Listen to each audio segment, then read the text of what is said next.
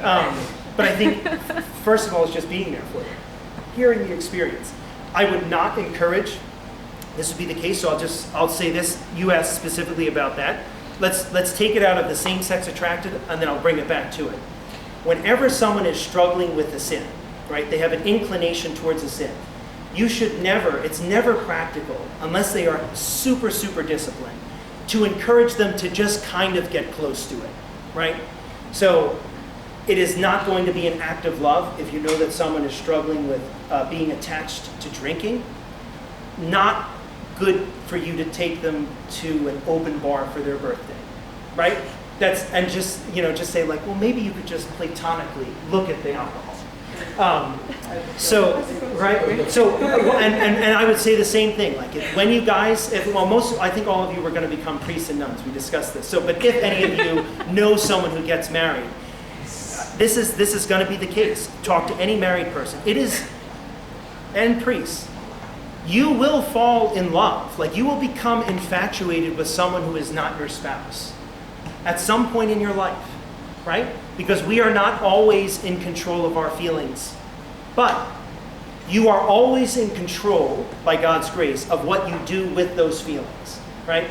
So, unfortunately, I've worked with people who will come and admit, I've fallen out of love with my spouse, and, there's this really great woman who listens to me at work, or this really great guy that listens to me at work.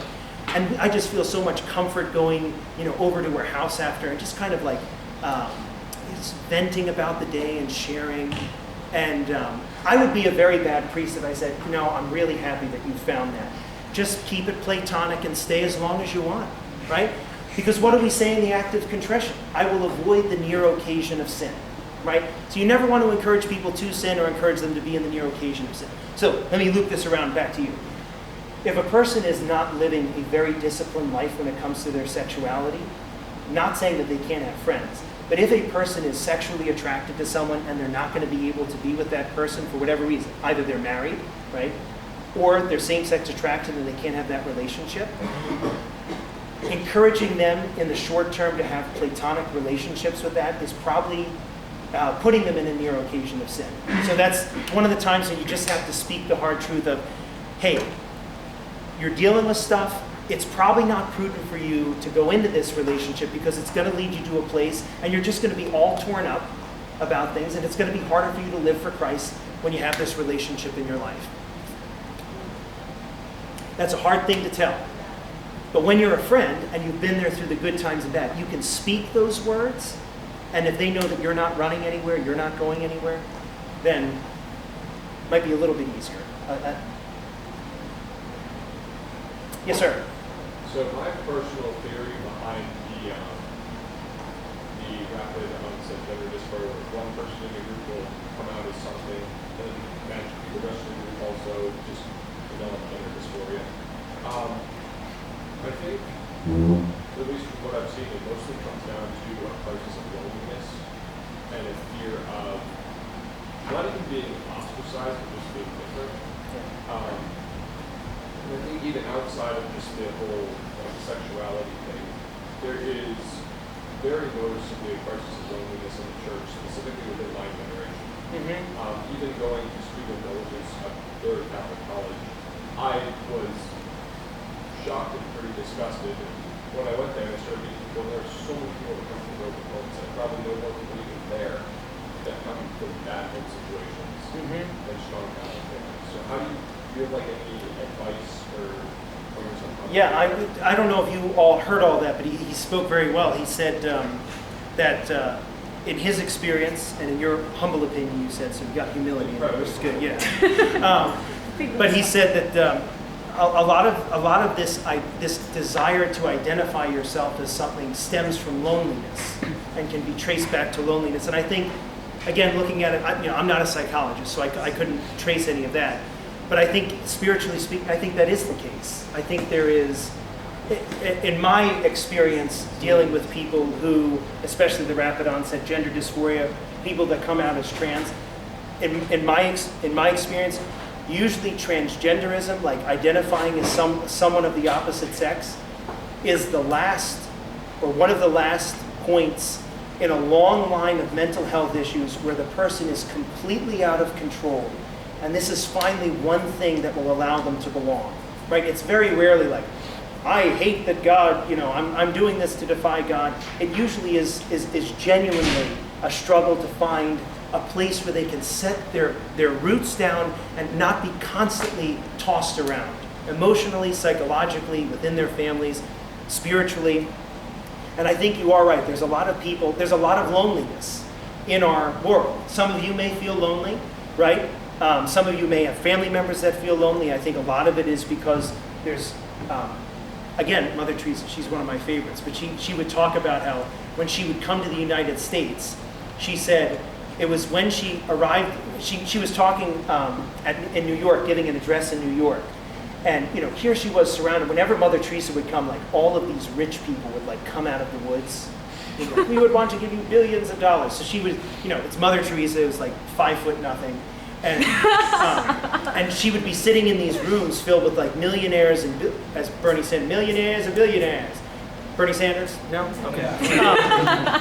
But she would be in these rooms, really, and all of them want to donate money. And she says, as I sit in this room, I see greater poverty here and in your city than I have seen in the worst parts of Calcutta.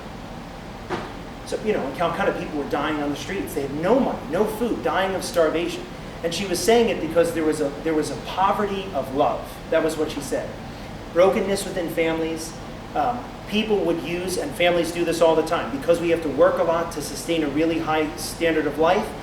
What we do is, rather than being present, we offer presence. Right? I give you things rather than myself and my time, right?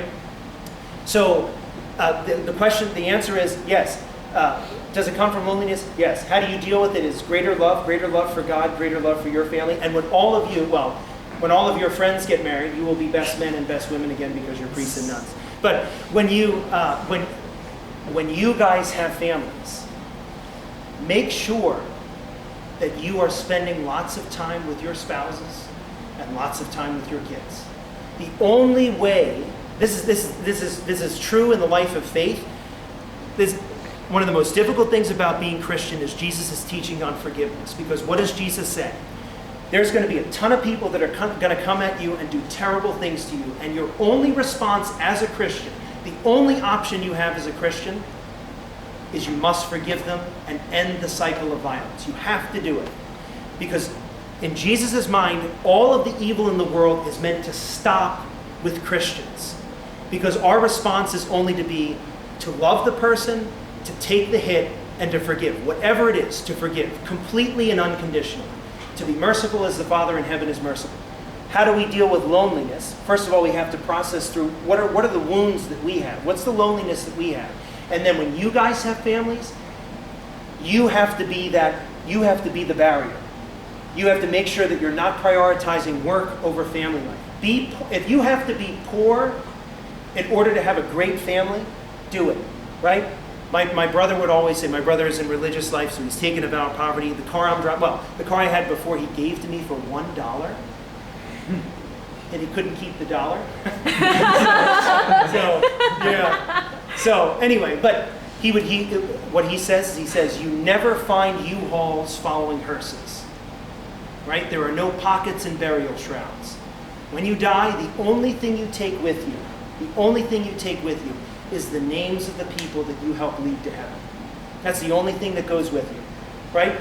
No stuff, no degrees, no nothing. So for you guys, invest all of your time in relationship with God and with other people.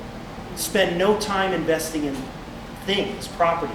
And the only thing that you spend focusing on money and property and things is in order to help you be more invested in God and people, right? Too much, the loneliness, I think, stems from this disorder. Like people who do not have a good, right relationship with God, so that kind of knocks things off track. But then they also have a disordered relationship with the world. They just want stuff and more power. And then because they're focusing on that, they don't focus on the people that are around them.